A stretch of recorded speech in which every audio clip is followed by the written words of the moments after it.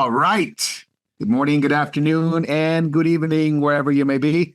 Thank you for joining us. Another episode of Catching Up with Jacob. And here he is, Jacob Prash. How are you, brother? Blessings in Jesus. I'm hanging in there anyway. Keep hanging in there, brother. We're almost done. In there. We're almost done. Up to Jesus. Don't let go, and he won't let go of you. Praise God. Amen. David Lister, how are you today down in the South? Doing well. It's been a busy day. So Already. yeah. Already. All right. Davey in Australia, good morning. It's Saturday morning. Yep. Yeah. I can't believe a week's gone by already. It's good to be with you guys. Yeah, good to see you. Saw you last night. Back again today. Praise God. Great study too. Thank you, Mark. It was Thank awesome. you so much. Thank you, Davey. Thank you so much. Jay, down in the state of California, not too far from my house. Not at all. It's good to be here. It's good to be here with all my good buddies from Morial. And I can't wait to dig into the many topics we've got. Oh, there's a lot of them today. Very exciting stuff. So, got a lot of energy for this stuff because it's nonstop. It's like an avalanche. Sometimes feels like, verbal diarrhea from the media company, but we have to deal with that. But we are endeavored to preach the truth and share Jesus. Even through the news, we could see God's hand working through it. A lot of people just focus on what these evil men and women are doing. But we want to know what God's doing and prepare God's people for what is coming. Jacob, any announcements that you got going on? Anything coming up? Yes, next month we shall be in Brno in the Czech Republic. The details are on the Morial website or on Morial itinerary. Our UK and Scottish conferences, basically England and Scottish conferences, I'll be joined by Tim Leach and Pastor Marco Quintana from California, a chap you may have heard of. In the meantime, those are also available on the website, booking information. You can contact Beryl Hunter. The one in England is the 8th to the 10th of November, and the previous weekend will be in Gartmore in Scotland. The one in England will be at Yarnfields in Staffordshire. So please go to the Morial website, morial.org, on the itinerary page, and you can book if you are in the UK. Also, this present month, on the 24th and 25th of August. On the 24th, I'll be with Pastor Tim Leach at Knowles Green Church in Preston.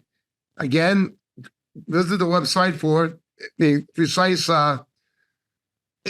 driving instructions to get there, and that'll be a double session with myself and Tim Leach on the 24th. The following day, the 25th, I'll be with Pastor Mark Jackson at Hattersley Baptist Church in Hyde on the outskirts of Manchester, England. That'll be the Sunday morning, the 25th. All details, again, are on Moriel, MORIEL.org itinerary, or you can just do a search for Moriel itinerary. Look forward to seeing you. Amen. Thank you, Jacob. And we want to welcome those who are watching live. And of course, we thank you for being with us. Welcome in the name of the Lord. And those who are going to watch later, thank you for watching. And share these videos and share them with friends, family, even your enemies. They need to know, too, what the Lord is doing, what the Lord is going to do, and he's coming. And that's what we proclaim. We also want to make sure that you understand that we have different platforms, and not only from Morial.tv, MorialTV.org. We're also on Facebook. We're also on YouTube. We're also on Vimeo. We're also on Twitter. We're also on Telegram. And of course, we are on Rumble. We thank Rumble so much for having us, giving us a lot of freedom and lots of latitude there. So lots of platforms that you can choose from. And of course, we do want you to go to the ones that Morial has, MorialTV.org, Morial.tv. And those are really good to watch them on. And of course, we have podcasts as well. And you can find all that information. We use Buzzsprouts to get the podcasts from iTunes to Spotify, and you can find all that information not only on Morial.org, but also on YouTube on our About channel. There's information there. But we also know that on Rumble specifically, there's been lots of scammers, lots of copycats, lots of people pretending to be Morial Ministries. It gets really confusing. We've been noticing that, and we have seen many channels come up, sometimes using the same type of name, same close enough. We've seen them use our logo. And unfortunately, people get confused and they always ask, which one is your channel? Because there's so many of them. Well, to that extent, Jay, I'm going to let Jay talk a little bit about this because we want to warn you about these scammers, possible copycats, possible scammers, and what they may be thinking of doing so you don't fall for it. So over to you, Jay. Oh, thank you, Marco. So I just wanted to warn everyone, there is someone on Rumble, or maybe multiple people, that have used our logo to reply to comments that you're leaving on our Rumble channel. And they're giving out a cell phone number. First of all, let me explain that Morial Ministries will never give you a private cell phone to contact us. You can find it at morial.org. You can find emails there, contact information there. We will never leave it in a comment. Secondly, when you call this number or text this number, they will try to get you to invest in stocks, in cryptocurrency, or in silver. Morial Ministries will never ask you to invest in any type of commodity. And lastly, the only time we will ever ask for money is for a special mission. We will never ask you for money for any other thing than missions. And that will always be through our website, morial.org. So please be aware of this. And unless you're sure that it's from the actual channel, please do not contact us. Please do not text us. Please don't call us unless you are contacting us through our emails that we publish on our website. That should conclude everything. Very good. Thank you, Jay. And this is an ongoing problem. Go ahead. All right. I just wanted to mention Morial's having a Thanksgiving conference down in Crystal River, Florida. Details are on the website. We have it at a hotel. There's rooms there. You can book through. You can get the information there. And telling you in advance because the Thanksgiving holidays tend to book up. So if you're interested, you'll see Tim Leach, Jacob, and a couple other speakers there. So please check it out on the morial.org website. And to Jay's point, there is definitely lots of hackers that are getting in and trying to create lots of problems and copycats and imitate things. So please just keep yourself. I can't reiterate it anymore, but it has to be said, and we need to be saying it probably over and over and over again because it's an ongoing problem. Other channels have the same problem to other ministries. So, but specifically, they take a lot of Jacob's stuff, put it on as their own videos, and sometimes they monetize, sometimes they don't. But the most troubling part is that they try to pretend that they're Morial ministry and literally scam people, like Jay was talking about, giving them information about stock tips and trading and cryptocurrency and things like that. So be careful. Be careful. Morial Ministries will not do that to you. So be careful with that. Thank you, Jay, for that information. Thank you, David. And was there anything else? Anybody has another announcement? I think that was it. No, I think that's it. Well, we do want to welcome everyone who's watching to remember to go to those platforms that we mentioned earlier, go to the podcast. And I think those are very important things to remember. Don't get scammed by copycats that are on the website pretending to be Morial Ministry. And apparently that's been going on. I guess we're going to see it increasingly even more. So with that said, let's catch up. Jacob, real quick, and just talking about hackers and scammers, the national public data got hacked. Just as a quick subject before we get into the meat of our episode is 2.9 billion people information were stolen from major data broker. This is the hacker group. I think they're called US DOD. and they got social security numbers. They basically have like a dossier of quite a number of people from the United States, England, and Canada. And just, you've seen more and more of these hacker groups hacking into energy grids, hacking into banks, hacking into public data. This was a big one. Even our government has been hacked, and the people go after our security organizations. So, Jacob, any thought on this? I don't want to spend too much time on it, but I think it's worth mentioning, especially for people to know that your data is online and people are hacking and people are getting that information.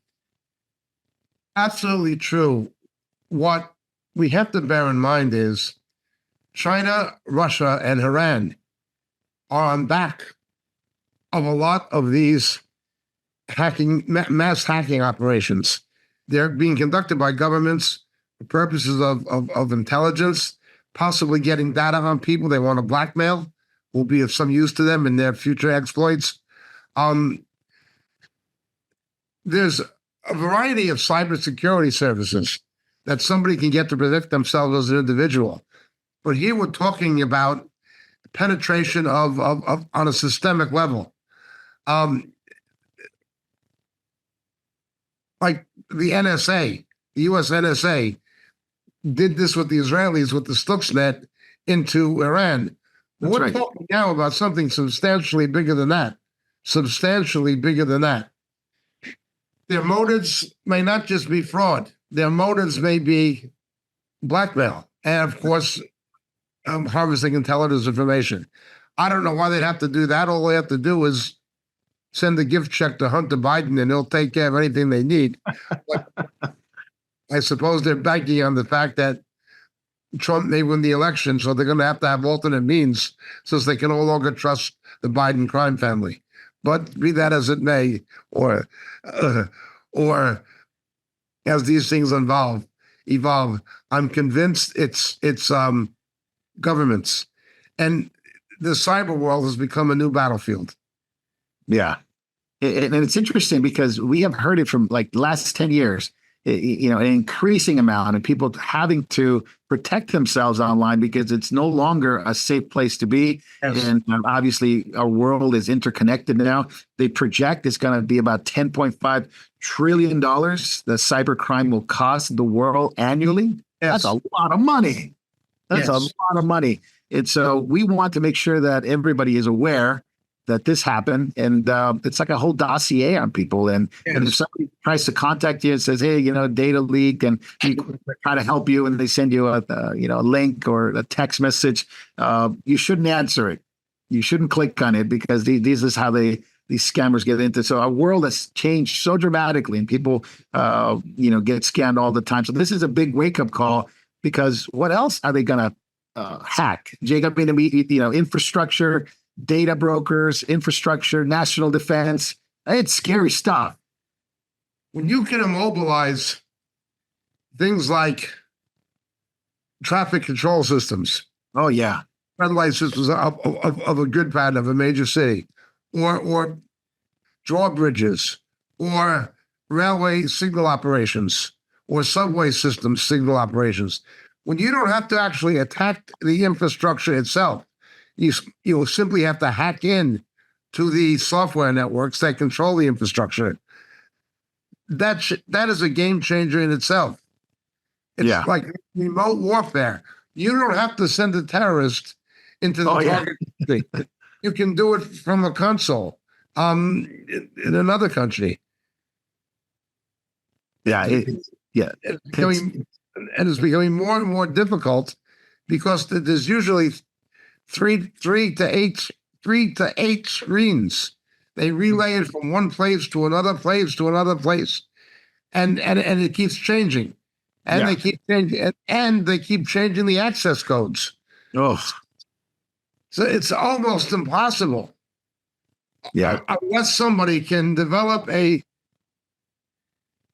cybersecurity system that is not for individual computers, but that is systemic, and we're not there yet. Yeah, absolutely. And it's only going to get worse because obviously more things go online. They want us to go into a digital world. They want us to go in an online world. And so this is what we're up against. The partial blame for this is Barack Obama. Gave the internet, yeah. Who gave the internet away. That was an American domain and American controlled. Even though the World Wide Web was developed in Britain, it was an American possession. In fact, we can thank Barack Obama in large part for giving this to the world and making this possible. That's one of the things that will characterize or will define his legacy as president. Yeah, it's a gift to the world, keeps on giving. Jacob, another gift that keeps on giving, it's of course now nations cracking down, not on hackers, but on normal citizens. And here you have the UK, we talked about it last week, but now we know more about what's going on there in the crackdown on free speech, and it's absolutely at lightning speed in light of the migrant crisis and the harbinger, perhaps, of things to come to the U.S. But the globalists have been playing this game for a while. They put these laws, they break, under humanitarian laws, and then all of a sudden you have a problem, which is the clash of societies and civilizations that's going on in Europe. And all of a sudden they weaponize the immigration crisis. And now any citizen that is anti-establishment, so if you criticize the government and the establishment, if you criticize their policies, it's not only that you could be banned from social media, you will face jail time. Jacob, can you comment on this? Because it's going on right by where you live. Great Britain is setting the precedent. They know that once it's established in Great Britain, it'll eventually be adopted by other countries, most likely, particularly Commonwealth countries. But their ultimate goal is, of course, the United States. I just watched some people complaining, saying that Elon Musk in the Trump interview should have been censored. And it was a left-wing journalist saying this. The Manchester Guardian, or formerly Manchester Guardian, it's called The Guardian now, newspaper in England. Again, left-wing journalists are saying this. So you've got journalists, which should be at the forefront of free speech, now at the forefront of politically controlled censorship of speech they don't like. Again, KGB, Pravda, call it what you will. The disappearing of democracy and the pace at which it is disappearing. The time is short. Now, ultimately, we know Satan's aim is to stop the preaching of the gospel and the proclaiming of the return of Christ. We need to redeem the time and present the gospel while we still have time. They will stop this. The only light at the end of the tunnel is Jesus is coming. Now, we know that these people, almost all of them, are going to go to hell. They'll go to hell. If you speak out against gender reassignment surgery for underage children, that's a hate crime. You know, going after you. Those people will go to hell. And that's the way it's going to be. Arresting Christians for preaching the gospel online. That'll be next. They'll go after gospel presentations online. They're already arresting street preachers. Now they'll do it with people using the internet to evangelize. That will be next. Jesus said this would come. But what they're not looking at is the fact that he is coming. He is coming. Come quickly, Lord Jesus. The faster he gets here, the better it's going to be. But things are going to get worse before they get better. Yeah, they had this 61-year-old man who now he wasn't online. This is the interesting thing. It's online, but it's also in person. He was protesting and telling police officers that they're not doing their job. They're not even English anymore because they're doing the job of globalists. And he says, well, he used an expletive about Allah, and he was given jail time for 18 months. Yeah, 18 months. A 40-year-old man who basically was protesting online on his own Twitter page the fact that, migrants get to do this to our children. Migrants get to, they rape our women and all this stuff. That's what he was saying. And he's now facing 20 months because of his post. So tweets, Facebook posts, it kind of reminds me of the old Soviet Union or Venezuela or Cuba. In my anger, I would say that the judges, the prosecutors, and the senior police bureaucrats and the politicians responsible for this should not be getting 20 months. They should be getting 20 years. No, God has something much better in store. Eternity in the lake of fire. That's what's coming for them. David Lister, there's about more than 3,300, some estimate maybe 4,000 of British citizens who have been arrested, have been visited by police and arrested because of their tweets over the past few years and Facebook posts, online speech. In Russia, which they all claim to be this kind of crazy totalitarian state, there's only been about 400 in the same period of time. So almost 4,400. And yet this is happening in not in Cuba, not in Nicaragua, where my family's from, not in East Germany, not in the old Soviet Union. This is the United Kingdom. This is England, with Scotland, and it's not too far behind with some of the online speech acts. What do you think about this, David? Well, this is the warning shots. Let's just throw a few thousand in jail as examples, and how many sheep do you think will stay in the pit, as it were? You know, and that's the thing, is that these are the examples. Let's just hit them hard here, and then when it comes to America, when it comes to Germany, when it comes to other places, people will fall in line. Yeah. And that's all you have to do, you know. So they're the big example. They're the forerunner, the ones that get the privilege of installing totalitarianism in what was once a democratic government. Yeah, so you have anti-establishment rhetoric. You can't say anything against the government. Anti-immigration policies, can't say anything against immigration policies. You can't say anything in regards to, you know, what they're doing in the police system that they have there. Plus, at the same time, this is how it's becoming. And I'll give you one example. So this is within our lifetime, maybe about 10 years ago. If you had a friend, let's say John, and John wanted to be a woman, and John was called, you know, Gina now, but you called him John by accident or something like that, you could get banned by Twitter. Twitter would actually ban you. And and okay, no harm, no foul. It's just an account. Maybe you get another one or things like that. Now it became an actual hate speech. So they said, this is hate. You're actually hating. It's not just, a confusion, or it's not just rude. It's a hate speech. Jacob, where is this going to go now? Is misgendering going to lead you to prison because online you call somebody by a different name, or misgender them, or they call them dead names? So like your old man's, if you're a man, then your name before you became a woman, that's a dead name. Or misgendering. It's not where this is going, because it's moving very quickly. Yeah, like gender in the United States, they want to criminalize it. That's exactly correct. They are forcing you to agree with something that is scientifically untrue. Just look what happened in the Olympics. Yeah, you get gold medals in women's sports, and if you don't accept it, you're a criminal. Yeah, they arrested Christian protesters peacefully protesting in Paris. Yeah, they were taken to jail and mistreated by the gendarmes, by the police. By the police, yeah. Jacob, the other thing that came out of this was now the schools in the United Kingdom are going to be teaching children, based on this events that have happened over the past few weeks, regarding misinformation and extremist content. So children are able to know what misinformation is or extremist content, parents, and know what to do about it, because they can just really turn people in. This is going to be the new school systems where you are training kids how to become spies for the government. Not only that, spy on parents. And in the social services, there are a lot of lesbians and homosexuals who are the child welfare officers. There's a lot of homosexuals and lesbians in those positions coming after your children by power of law. That is how evil and demonic it is. Right. Also, we got to remember that they've already started arresting people for praying in their mind. Yes. Yeah. What are you doing? I'm praying. Are you praying about abortion?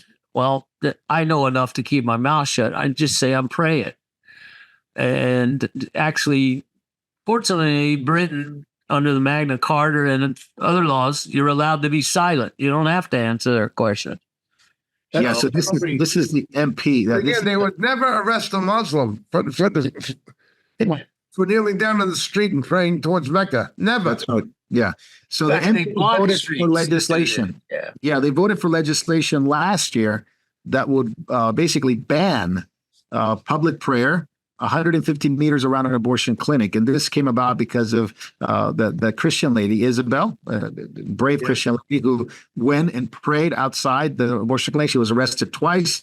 And now this law is coming back into play because it's abortion clinic, hospitals that provide abortion. So silent prayer, as David was talking about, is going to become outlawed within a certain amount of meters from that place, even if you're just praying in your mind. It's not even preaching. So let alone preaching, Jacob, let alone standing outside, preaching. And so this is the New England. This is a new UK government who Steimer has come out and said, don't share anything about what's going on. Don't put it on Facebook. Don't put it on Twitter. Don't share videos. If you do, you're going to meet the law. You're going to meet, and they're going to fully prosecute to the full extent of the law if you put images of migrants, Islamic migrants attacking British citizens. Yeah, you'll get arrested for that. But they had a Muslim in the Midlands recently raped a 12-year-old girl. And he got no custodial sentence, none. Yeah. If you speak critically about Islamic immigration, you'll go to jail.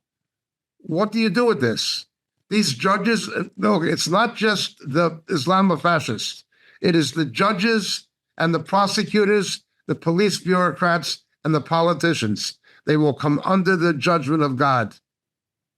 Yeah. Jacob, any thought about turning this tide back? Anything that not only obviously prayer, obviously the church is standing faithful to pray and to seek the Lord, but anything that you could see in the horizon that can turn this tide back? In Great Britain, certainly not. The church in Britain is a joke. The state church, the Church of England, is a complete and utter joke. It is a worthless piece of garbage from top to bottom. Anybody who's born again and stays in it should be ashamed of themselves. You've got an archbishop of Canterbury, proclaiming a benediction on same-sex marriages, as long as you don't call it a marriage, as long as you call it a standing alone. Standing alone? Yeah. You go to the civil registry office and have a civil wedding, and then come to a vicar in the church. He can bless it as long as he calls it a standing alone and not a wedding.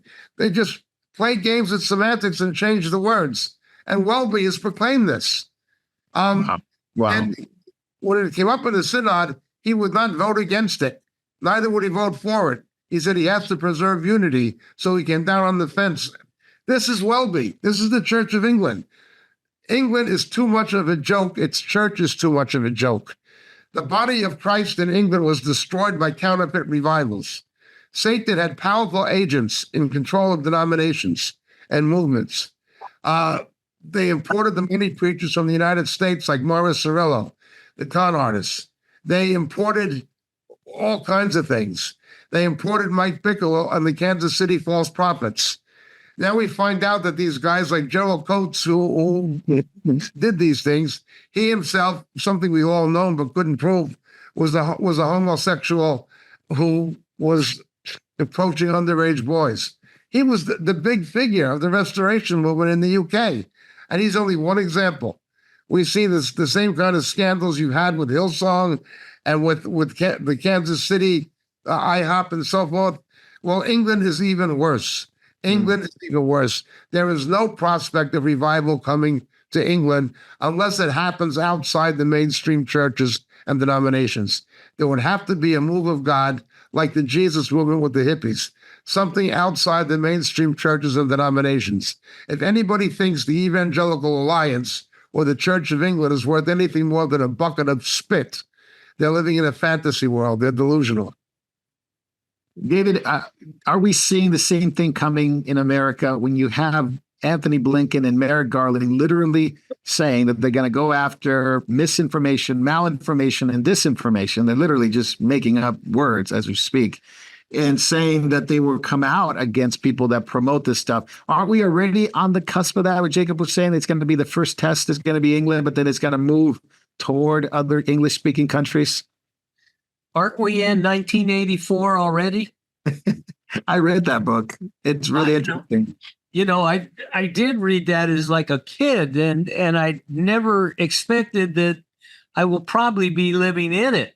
Hmm. But I mean, just the way he was so right in so many ways, that the ability to have thought crimes, the ability to change words and give them new meanings, and Yeah. change. Double meaning. Also, lifetime revisionism. You know, what the party line was last week, they can say that was never our line. Well, look at that. Look at the Harris Walsh campaign. She's trying to distance herself from Bidenomics and from the border policies as if she had nothing to do with it. We have to be unburdened by the past. It's a lifetime continual updating revisionism. And this is what you saw in 1984, and this is what's happened.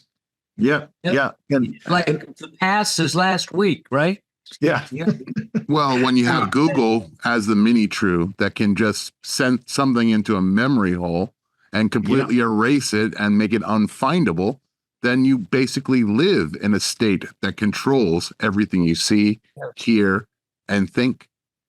Yeah, it's already there. And with AI, that is going to be at hyperspeed now because AI can give you a different reality, a false sense of reality.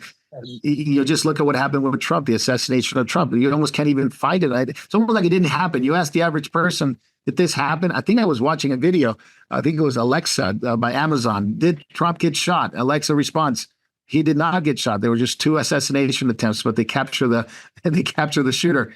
It didn't happen that way. And you almost kids hear this stuff or young people hear this stuff and they go, oh, okay, what are you talking about? He didn't even get assassinated. Nothing happened to him.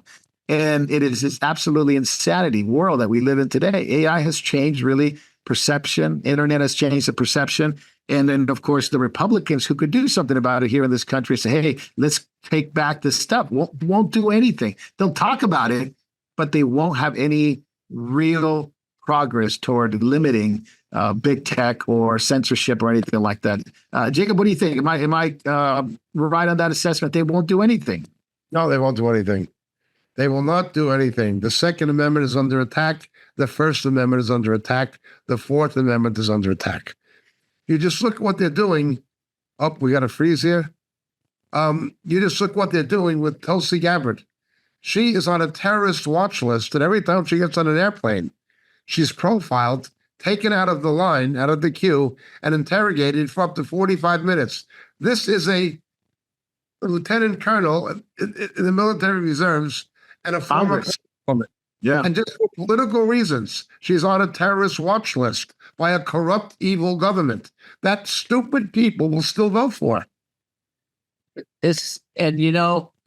All this prophetically is setting the table for the one to come that will have a number, and that number can probably be given to everybody so that the controlling and the buying and selling will all be under his number, and you will either comply or you will be destroyed one way or another. And I think with the acceleration of digital IDs, the push for them too, it's going to get worse. The censorship is going to get worse very quickly. They're going to demand for you to have identity online. They're going to, in order for you to get online, you're going to have an ID in order to be able to even get online. That's ultimately. And then you'll only be able to post the narrative, the acceptable party line sort of. Yeah. You mean we're going to have to be approved?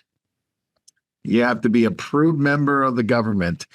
Jacob, I want to ask you this. Why isn't China, Russia, India, Saudi Arabia, most of the BRICS nations never come under any pressure from any UN or WEF to allow this massive immigration into their countries? Why is it that those get an exception, but everything in the West, everything here in the English-speaking world, you have to swallow the immigration policies that they have? It's only the West seems to be pressurized to have this problem.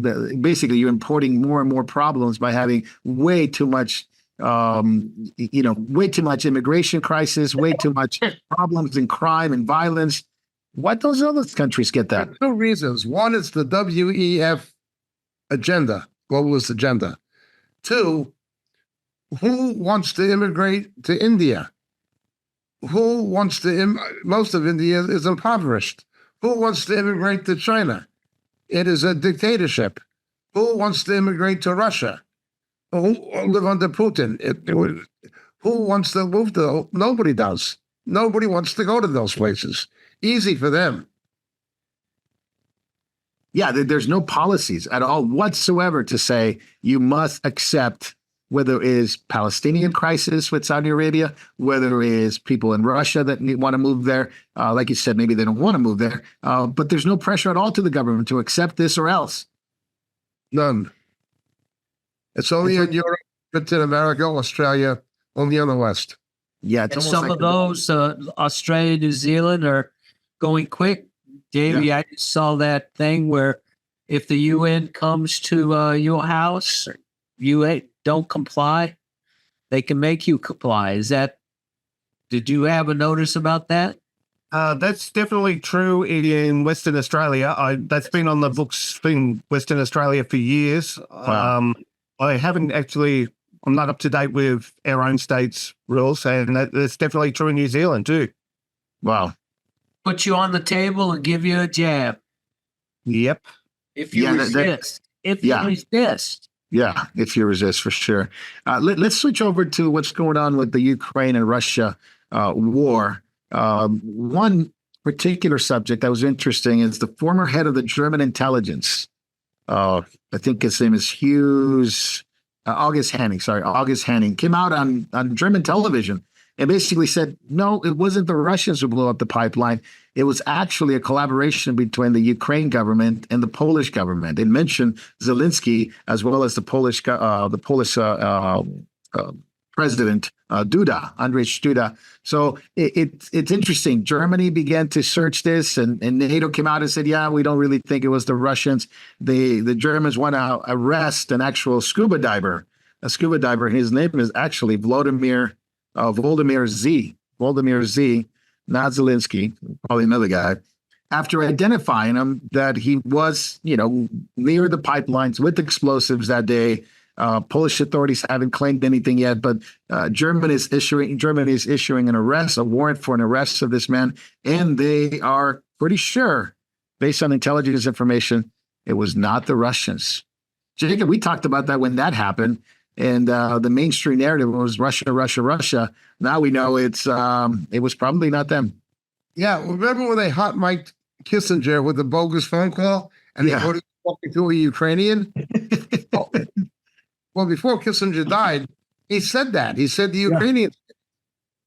So this is not new. It's just he's another person coming out and saying it. Kissinger was the first one to disclose it. Yeah, it's amazing. Now it was known in diplomatic communities, and obviously in the intelligence community, it was known who did it. Yeah, but now it's on the mainstream. Now it's on news that it's like, uh-oh. I'm sure they're not going to get, they're not going to get an apology for it or anything like that. But Poland and the Ukraine will maintain plausible deniability. Yeah. And you remember Seymour Hersh is the one that came out with their article. The article said, he was a Pulitzer Prize winning journalist, said that the pipelines were destroyed by the U.S., he says. It was a CIA operatives, a part of a covert operation. So that's another interesting angle on that. I thought it was the Americans and British who did it. Yeah. Yeah. So interesting. Let's go back to 2022. But regarding the war, Jacob, this is it's been a really rapid movement of Ukrainian forces into the area of Kursk, and they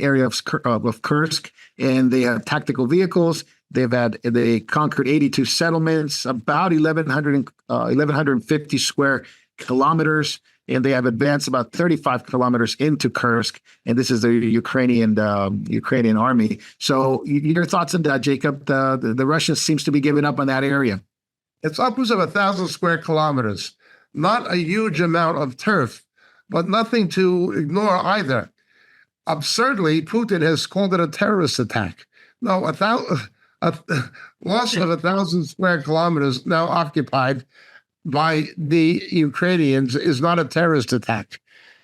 The real damage that's being incurred is not purely strategic. The Ukrainians are obviously, as most military experts saying, trying to draw Russian troops away from the eastern Ukraine to have to defend Russia itself. Okay. So they're trying to alleviate pressure on the eastern Ukraine so that they can counterattack and liberate their own Ukrainian territories. That's the first reason. Second reason, it is a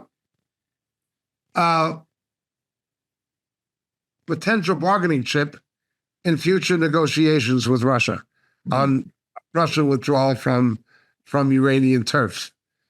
But the third is the big one. I don't think we can appreciate it. But again, this is the first time since the Second World War that Russia has been invaded Yeah. by a foreign army. Now, Kursk is the area where the biggest tank battle of the Second World War took place between the Soviet Red Army and the Germans and the Wehrmacht. It was the German panzers. It was the biggest tank battle of the Second World War, took place exactly where this is happening. That is interesting in itself, the historical significance of where the incursion has taken place. But for Russia to have been invaded, even 1,000 square kilometers, and it's going to get bigger than that. Not Right, much, exactly. but it's going to get bigger. This is not only a national affront, but it certainly demonstrates the weakening position of Putin. He has to be becoming politically weakened and increasingly desperate. This war they thought was going to be over at the most in a few weeks, if not a few days. Here we are over 2 years later, and there are Ukrainian troops now inside Russia. The Kremlin has actually been hit by gliders or by drones. Oil refineries have been repeatedly attacked, affecting Russian oil production. Multiple other military targets, including 2 air bases, just within the past week, have been hit. All inside Russia. But now you've got foreign troops, boots on the ground, occupying Russian territory. They are building a defense perimeter, showing that they know that they cannot easily stop the Ukrainians where the Ukrainians are. The Russians are planning to even give up more turf in order to put up a viable defense. Let's remember, from the Ukrainian border to Moscow is only 300 miles. Only 300 miles. Now, I'm not saying that Zelensky or the Ukrainians are going to make a march on Moscow the way that Wagner Group guy did. I'm not saying they're in a position to do that. But psychologically, Putin comes from a generation that lived in the shadow of what they called the Great Patriotic War, that the Germans reached Moscow's outskirts. Some German units could actually see the Kremlin. Stalin nearly had to abandon Moscow. He was at a railway station ready to flee if he had to. That was the great fear. And that was the justification that they used for the Warsaw Pact, to put Russian troops in Poland and Hungary and the Czech Republic and so forth. You've got to keep building wall upon wall again. So this never happens to the motherland again. Well, it's happened to the motherland again. Yes. The psychological impact of this on Putin, on the children of the older generation who remember the Second World War, the psychological impact is devastating. And it can only underscore the political weakness of Putin himself. The thing is, there are restrictions on the HIMARS and on other advanced American weapons, probably on German weapons too. The tanks that have entered into Russia are British Chieftain 2s, Chieftain 2 tanks, which are good tanks. But the Leopards, the German Leopards, and the American M1s have not been green-lighted to enter into Russian territory. It'll also be interesting to see what happens when the F-16s become fully operational. The Ukrainian pilots are going to need a while to get good at flying the F-16s, but it is definitely somewhat of a game changer. It is a different kind of warfare. One of the things we are seeing here is, I would compare it to the American Civil War in a sense. The last conventional war using Napoleonic tactics was the Crimean War, when the British fought Russia in Crimea. That was the last war. The American Civil War was the game changer, because you had people who went to West Point or via my Virginia Military Academy who were taught the Napoleonic tactics and strategy, okay, for a pre-industrial war. Now you had railroads that could move thousands of troops and tons of munitions and ordnance and weapons very quickly. You had telegraph communications, not just couriers on horseback. You had industrial production, steel, ironworks, things of this nature. So they tried to fight a industrial war with old Napoleonic tactics. The American Civil War was the first war we had electric mines to blow up ships. It was the first war we had submarine warfare. The trench warfare that defined World War I in its early years began in the siege of Richmond and Petersburg in Virginia. Trench warfare began in the American Civil War. Well, what you see happening now in the Ukraine is like that again. This is a high-tech war, with these drones, with these other kinds of projectiles, and obviously there's a certain amount of cyber warfare involved. It is a new kind of war. How do you fight a new kind of war with new kinds of weapon systems using the old tactics? It's an experiment. And people in the Pentagon and NATO are watching it very closely, because I believe that they don't really know. They don't really know how a country like Ukraine could have stood up to Russia this long. Something that, according to the old rules of conventional warfare, should have been over in 2 weeks. Now Right. It's gone on more than 2 years. What is this going to mean for the future? Yeah, it's going to be for sure. I was watching a video by the old CEO of Google, Eric Schmidt, and he was talking about how he and other Stanford professors were developing AI-like warfare machines, and he called himself like an AI arm dealers, and he was getting this technology and he was getting it into the battlefield. So it is a totally different warfare now, and AI controlling robotics and AI controlling drones and AI. It's crazy how fast it's developed to the point where now you have people that are arm dealers, but they're like Google engineers or Stanford engineers using AI in the battlefild. AI combined with robotics and drones. Yeah, it's nasty. It's a really nasty war. I wanted to ask David this. The families in Russia were outraged because they're saying the Russian troops were outmanned, outgunned, no training, no weapons. They were abandoned there, and it's led to the largest capture of Russian soldiers since the war began. And this is, of course, in light of the Warsaw battle that happened in 1920. It was this week, and in which the Polish troops were able to beat back the Soviet Union. So, David, what do you think? I mean, it's an embarrassment after embarrassment. There's no training. There's no tactical maneuvering by Russian soldiers. What are we to make of this? Is Russia is it very vulnerable? What do we think? Well, it's starting to show you that they're prime soldiers that are trained and career soldiers.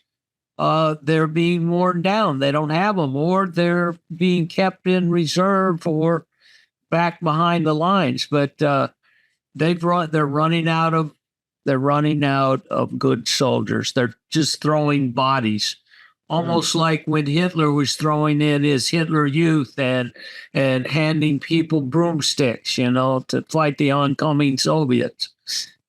So it's a feature of war that this happens. I mean, like when Japan was almost defeated, they were handing out, you know, brooms and all sorts of stuff, a sickle, a shovel.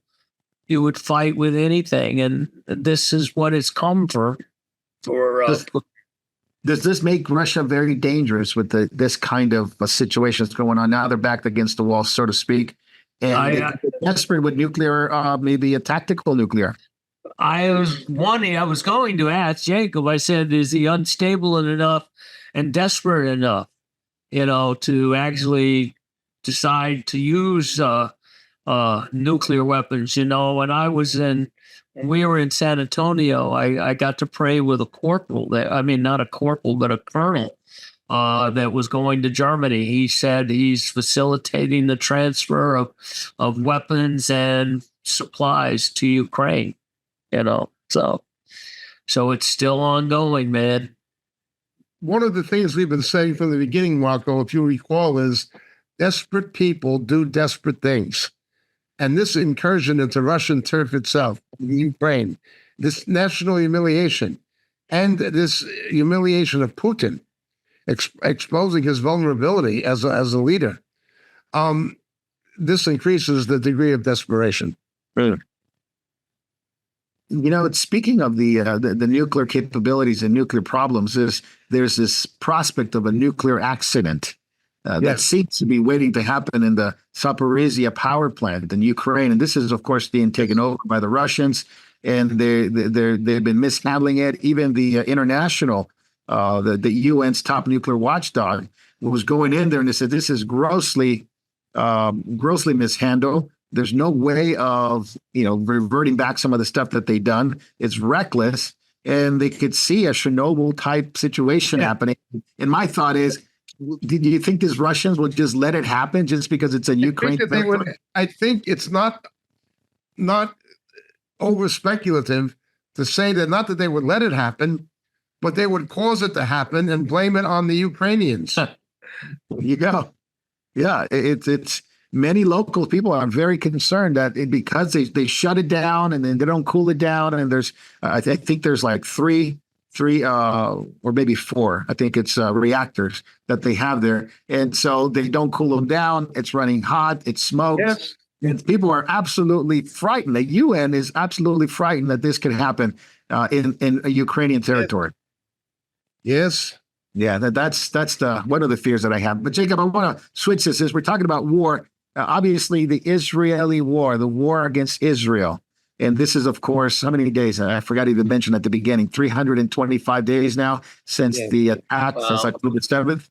And the hostages are still there. And, of course, there's no resolution at all whatsoever at this point. But the Palestinian leader, Abbas, which he came out of some hole. I don't know where he's been. He comes out and he's invited by another dictator, Erdogan, and he goes to Ankara to speak about Gaza, Jerusalem, going there with the Confederation of Arab Nations and Muslim nations. Jacob, what do you think? Summarize it for us. What was Abbas doing there? Desperate to get power again? Okay, first of all, remember Abbas, who was Fatah. There's a Yasser Arafat's party that controlled the Palestinian Authority. They were forced out of Gaza by Hamas. Now that Hamas is being systematically dismantled by the Israelis, and its senior leadership is being killed, Abbas is seeing an opportunity to bring it back under the control of Fatah. You know what I'm saying? Yeah. Because the Israelis are getting rid of Hamas systematically. Sinwar is the only really major leader left. They've killed the other ones. That he sees it as an opportunity to get back in. He'll want to involve other Muslim nations, other Muslim governments, and say, look, give us control of Gaza, and we will agree to a ceasefire and a peace treaty like we have at the West Bank. Oh, man. A stepping stone to a Palestinian state. That is the game he's playing. The casualty figures being put out by Hamas of 40,000 killed, well, we know they're lying. However, CNN is reporting it as factual. Now, CNN, of course, CNN are broke, are ridiculous. CNN is now a money-losing operation.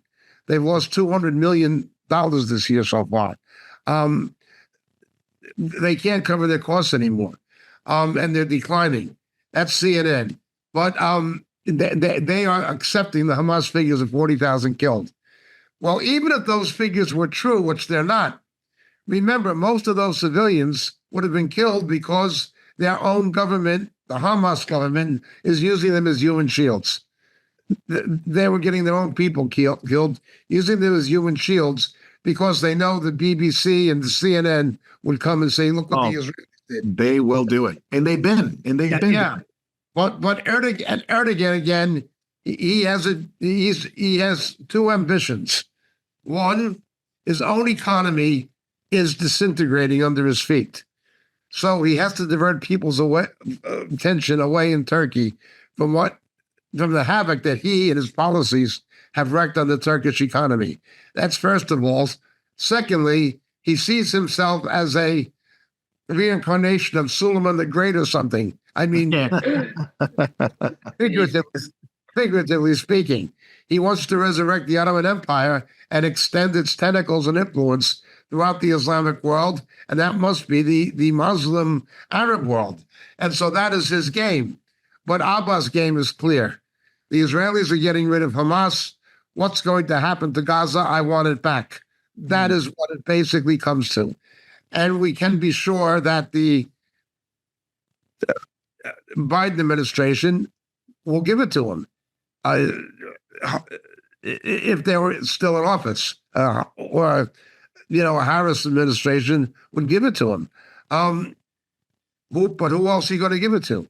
So that's his game. That is his absolute game.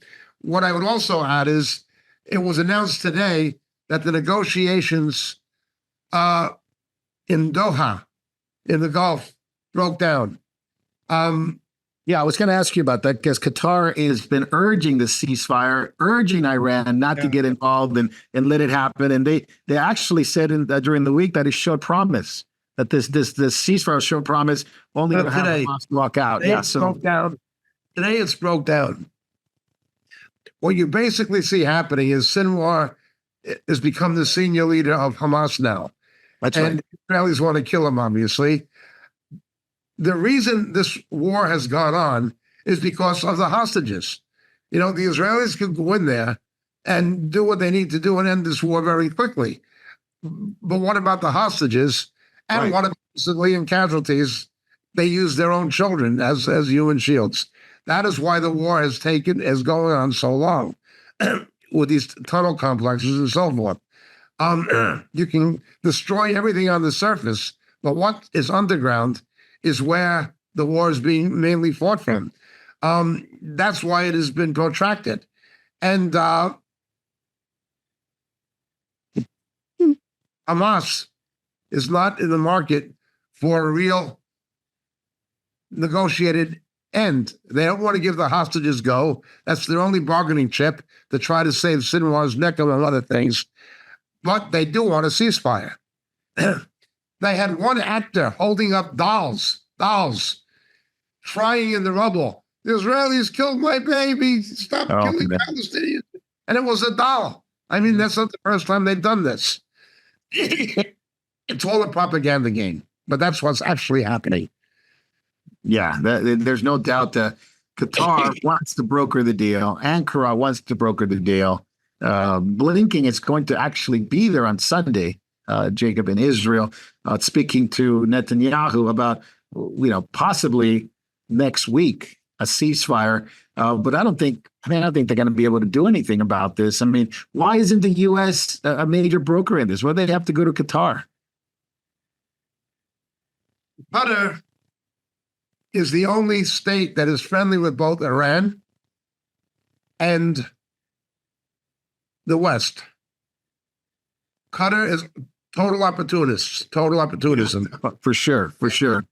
And unless you deal with Iran, you're not going to get a ceasefire because Iran pulls the strings concerning what both Hamas and Hezbollah do. So you can't negotiate directly with Iran but you can do it by proxy through Qatar. Yeah. Iran and Qatar share this humongous natural gas field underneath the Gulf. So there's an economic incentive and reason for their cooperation diplomatically. Yeah. Well, Qatar has a very dark money there. Very a lot of blood money. It is one of the Where Al Jazeera is. Yeah. Unbelievable stuff, man. But I wanted to ask you this, Jacob. We read an article, the Biden-Harris appeasement of Iran and the retaliation against Israel that was possibly coming. And they've been saying it's going to happen, but they haven't happened yet. The fact that the Biden administration told Iran that they did not know that Israel was going to assassinate the Hamas leaders and some of the other leaders, the Iranian leaders that were there from their army, and basically blaming it. Yes, we were in the dark. We were in the dark. Nothing happened. That we didn't know. Our agencies didn't know. What a bunch of liars to go there and try to kiss the boots of the Iranians again. Well, that was Obama and Valerie Jarrett, and Susan Rice. They were the first ones to kneel down and lick and John Kerry with Hillary Clinton. Hillary Clinton, John Kerry, Susan Rice, Valerie Jarrett, and Barack Obama, and of course Joe Biden. They were the initial team of bootlickers. Well, now this is just the relief team. Don't forget, this entire catastrophe was funded courtesy of the Joe Obama policies of removing the oil sanctions on Iran.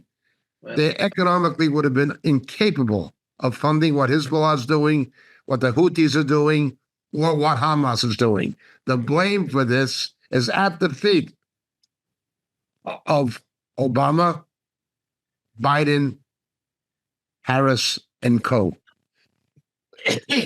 Marco, just this past few days was the third anniversary of the Taliban celebrating the defeat of America. They actually celebrated that. Yeah, they put on our billions of dollars worth of equipment on parade, helicopters, tanks, jeeps, troops, fully armed. There and on top of all this insult that they're doing, we're still sending them $30 million a month. Yep. This is Harris. And there are people of low enough intelligence to think it's all right and still vote for Harris. No, absolutely. Yeah, they're the largest armed army in that region. Made in the USA. And by the way, I'd just like to mention real quick that $30 million includes payment to families in which their son died killing American soldiers. Yes. Yeah. We subsidize taking care of families that had a family member that killed an American, and we continue to subsidize that. That's your taxpayer money at work under Biden-Harris. Yes. Yep. When the administration went to Iran, David Lister, the delegation presented a list of Mossad agents, 10 of them, that are working with Iran. So basically selling out any kind of intelligence within Iran that Israel could gather, because Iran has been very, obviously threatening and using and maybe thinking of using some kind of tactical weapon. If they have it already, we don't know. But give them for what? What was the trade-off? Well, Saudi Arabia and Iran are not the best of friends. In fact, the one is a Shiite and the others are Sunnis and Saudi and longtime enemies. So they could be trying to buy some favor to make sure that Iran's attention is focused on Israel and not on them. Saudis have always tried to manipulate and make sure that the royals can keep their heads on their shoulders.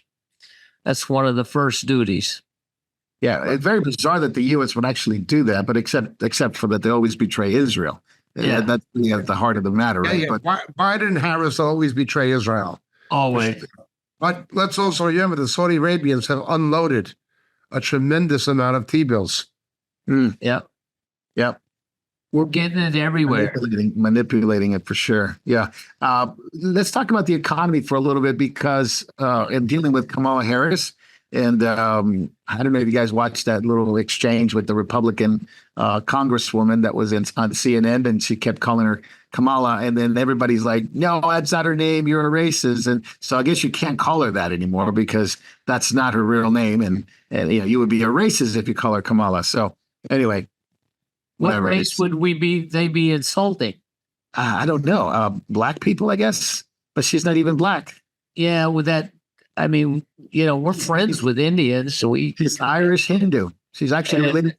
and most Americans can't pronounce those long names anyway. She's Irish and Hindu. She's actually related to Jacob. Yeah. No, I'm kidding, Jacob. Anyway, Kamala and the Dems, DNC in Chicago Monday night. Her talking points are literally just copy and paste from the Trump plan. No taxes on tips and first-time home buyers and all kinds of just bizarre stuff. And she actually admitted that its prices have gone up. I have a chart here. Everything's gone up: gasoline, electricity, airfare, groceries, rent. What is this? America under Kamala. Yeah, prices have gone up. Average of 20%, eggs 47%, car insurance 54%, education 66%. So it's just unbelievable. Everything's gone up. Pretends nothing happens. Now she wants price controls. Jacob, comment on that. Well, first of all, remember, as vice president presiding over the Senate, she cast a deciding vote on what is called the Inflation Reduction Act, was the Inflation Induction Act, plus another legislation. So she personally is responsible for what's happening. It's not just co-responsibility as vice president. It was her vote as president of the Senate in her capacity as vice president that caused this. One of the consequences is that houses now cost double what they did before she got into power. Young couples cannot get a down payment on a house. They cannot get a mortgage to acquire a property for a young family or some newlyweds. It's almost impossible for most of them, almost. Today, her proposal is for first-time buyers to give them $25,000. In other words, where are they going to get the money? Print it. Quantitative easing. Print it, drive the inflation up even further to give $25,000 to these people to buy a house that the price of which is only doubled because of the quantitative easing and printing the money that she approved of. Double. This is how, and she'll get away with it. ABC, CBS, NBC, CNN, MSNBC won't say anything. And the people who vote for her are of such low intelligence, generally. They're so stupid that they don't understand it or know it. Yeah. Marco, I Like stupid people. Like these women who watch The View. They're just very stupid people. People of, almost a subhuman level of intelligence. They don't have any idea. Some of the things, Marco, that's going on with the economy is these numbers they keep bringing out. Okay, they said, producer price index is up 1%. Okay, so that means we're growing. Well, if you look at it, it's 1% of the dollar value, not of the amount of merchandise. In other words, you inflate a product that costs more, you're selling a lot less, but they're making it look like, oh, we're having an increasing economy. But it's showing that consumers, are backing off of buying goods and services. People have run out of savings. And so they're having to now make, on the lower end of the spectrum, buy food or gas. It's gotten so bad. And the other numbers that Wall Street is just, it's crazy. They look at one number and then they celebrate it, and it drives the stock market up. But we get some of the profits they've made. Okay, they've driven them up, but goods and services are going up because of the high cost of energy and the new taxes. And now Kamala wants to come in and raise taxes on corporations. People don't understand. Corporations pay taxes, of course, but they sell products to pay for those taxes, and consumers buy those. So they have to raise any taxes raised on corporations and things like this. It's having to be passed on to the consumer. And people I don't think anybody get took that. economics 101 anymore. I don't think anybody even understands. No, look, you can't expect somebody who'd clap at the garbage coming out of the mouth of a Whoopi Goldberg or a Joy Behar. Somebody would clap when they spew out their ignorant garbage. You can't expect somebody like that to be able to think rationally. Yeah. They're just so ignorant. Now, the price controls, and either of you can answer, the price control, this has been tried before. This has been tried in Soviet Union, in I've Nicaragua, been through both of them. in Russia. Never worked. Never, ever has worked in any other country. In fact, what it does, it creates a shortage because you can't sell the product anymore for a profit, or what companies need to buy. So it is a disaster waiting to happen. It's going to look like Venezuela pretty soon.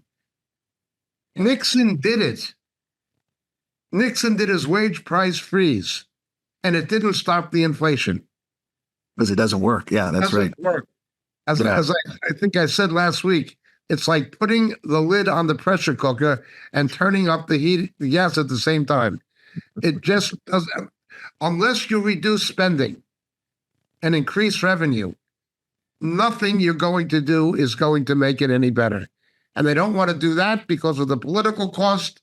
Therefore, they're going to do something that's only going to exasperate an already bad situation. It's Jacob, almost like they want to bankrupt America and bring in this digital currency where they can control everybody by having this. Yeah, that would be the ultimate thing. Even the Washington Post, when your opponents call you communist, maybe don't propose price controls. This is again to her proposition on her platform. This is crazy. But I did want to ask you guys about the Palestinian protest that has been going on everywhere she goes. There's Palestinian protests against Kamala. They're planning to do it at the DNC in a major way. There's backlash over their support of Israel. So they're up against the wall, even though they gave these Palestinian organizations, these Muslim funding organizations, they gave them a bone. They threw tin walls at them, where the other guy that they were going to pick was going to be Shapiro from Pennsylvania. They found out he served at the IDF, which is the ultimate sin, according to them, and they gave him walls, who was completely pro-Muslim, anti-Christian, anti-Judeo-Christian world, very anti-Semitic. Yeah, pro-China, pro-communist, you name it. He is about the worst. Jacob Prash, you think they're going to continue these protests, and how the Dems are going to handle this? Right now, they're limited in how far they can go because of the election. After the election, if they win, God forbid, that is when you will see changes in policy. Remember, Barack Obama was an enemy of Israel. He's an enemy of Israel. Left-wing Jews are meshumids in Yiddish. They're traitors. They are the Menelauses. Menelauses was the traitor of the Maccabees in the Feast of Hanukkah, the Jewish Benedictinals. That's what these Jewish supporters of the Democratic Party machine actually are. People like Soros. The Jewish identity and the welfare of Israel means nothing to these people. They don't care about it. They'll fund these people who are enemies of Israel. They don't care. It'll eventually catch up with them, but they just don't care. This has always gone on. The Rothschilds lent money to people who are anti-Semitic in the history of Europe. It's always gone on. There's always been people like that. Well, it's going on now. Yes, I think these protests will continue, but I think these protests are not just about Israel. They're like what Occupy Wall Street was, like what Antifa was, like what Black Lives Matter was. It's just the next phase. It is just the next phase of an even wider trend. And I think that trend serves the interests of globalism. Yeah, no doubt. But They David, what do could you all think? come together, Jacob? That they could all come together after the. Well, they tend to one tends to be in vogue, then the next one comes. But what about after the election? Look, they're all progressivists. Alan Dershowitz said something very interesting, and I agree with him, even though he's a liberal Democrat. He said, don't confuse progressivists with liberals any more than you should confuse conservatives with the Ku Klux Klan. Their enemies might try to put them in the same basket, but they're quite different. He said he knows conservatives would be as much against the Klan as he would be. Well, don't put him in the same basket with progressivists. The progressivists are not liberal. They are fascist. They don't believe in democracy. Marxist. They Nuts. don't believe in democracy. They're not liberal. Well, look what they did with Kamala Harris. She wasn't elected. There was no Democrats at all whatsoever. They just selection and bypassed everybody who is in the Democratic Party. Of course. Now, Jacob, do you think she's already bending the knee to the anti-Semitic group of the Democratic Party by saying that she's going to support not only a ceasefire, but an embargo against arms, shipping arms to Israel. So she's already there. Do you think she's ever going to satisfy that part of the Democratic Party, the anti-Semitic part of the Democratic Party? I mean, they got the guy that they wanted. Tim Walz is very Muslim, very pro-Muslim. But is that enough? No, she'll go further. If anything, she will go further. Let's remember something. Donald Trump said correctly, any Jewish person who votes Democrat ought to have their head examined. Well, he's absolutely right. Why did she not choose the governor of Pennsylvania, Shapiro? He would have been a much more viable candidate. He would have drawn more moderates and centrists and independents to vote for it. But she went to somebody as far to the left as she is. Yeah. Why? Because he was a Jew. Because he was a Jew. Well, what else? Walz endorsed Olmert, a vehement, radical anti-Zionist from the squad who's an anti-Semite. An anti-Semite. And he endorsed her. And yet there are Jews stupid enough to vote for her. Yeah. We're going to learn. I mean, if you're going to steal an election, do you really need to worry about who you choose for your vice president? Yeah. Wow. That might get us banned. Jacob, why is RFK trying to endorse her to get some kind of political cabinet position? I mean, it's just ridiculous. Well, let's remember, although he's more moderate and he says valid things about the deficit and about COVID, he's still a liberal Democrat. Right. But they treated him like garbage, basically. They did. Yeah, but he's still bending the knee. Of course he did. What else is he got to do? He can't go to Trump. He can't. Yeah, I know. He's going to go.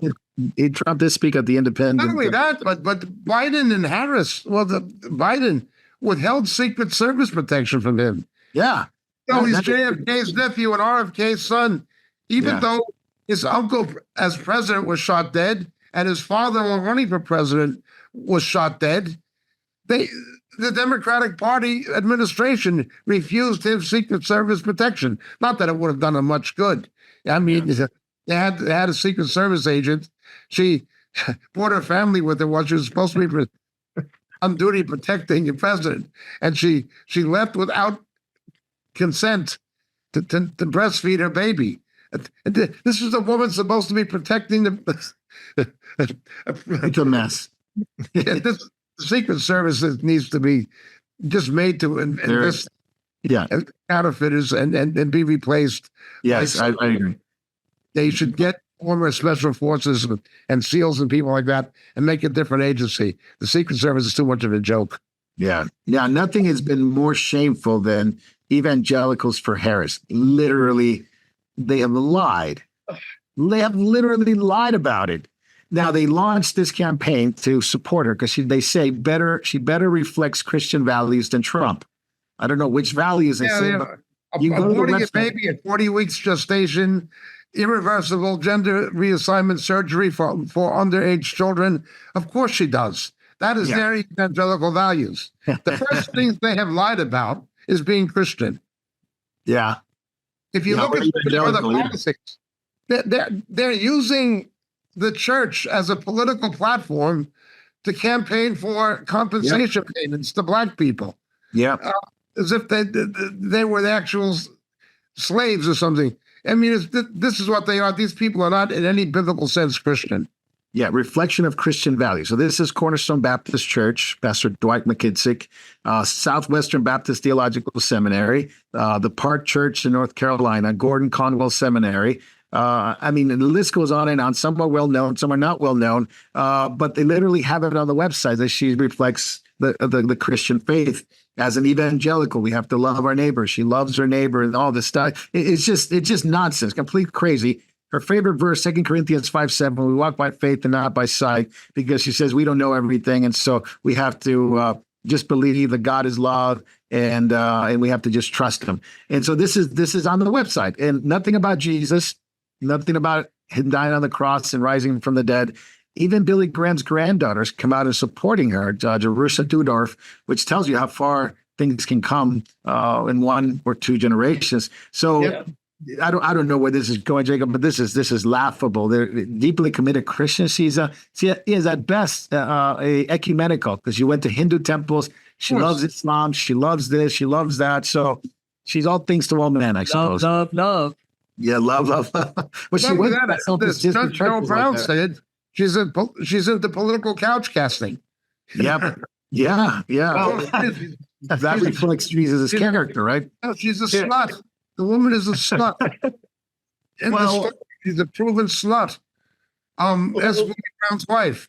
And that reflects the Christian character.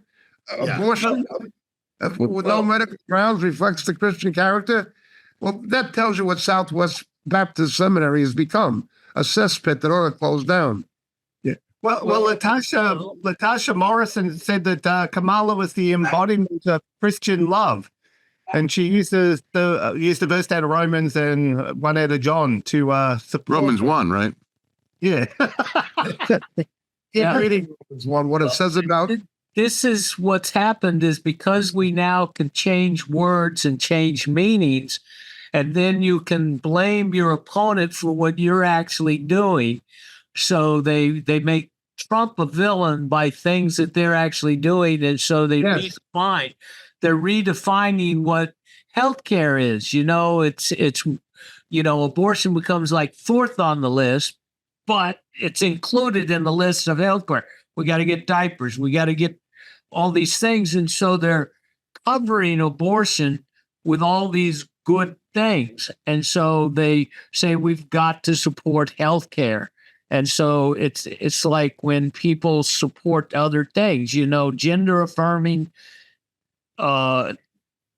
transition, it's just, you just couch it in the language and it changes what it is. We're seeing that these pastors, like I think that first one, Dwight, if my memory serves me right, he was one that is supporting abortion, and he, like you said, he came out of Southwest, but he's like one of these, like most people don't remember the Dr. Martin Luther King, who I always thought was a good man, but he worked with early on Planned Parenthood, received the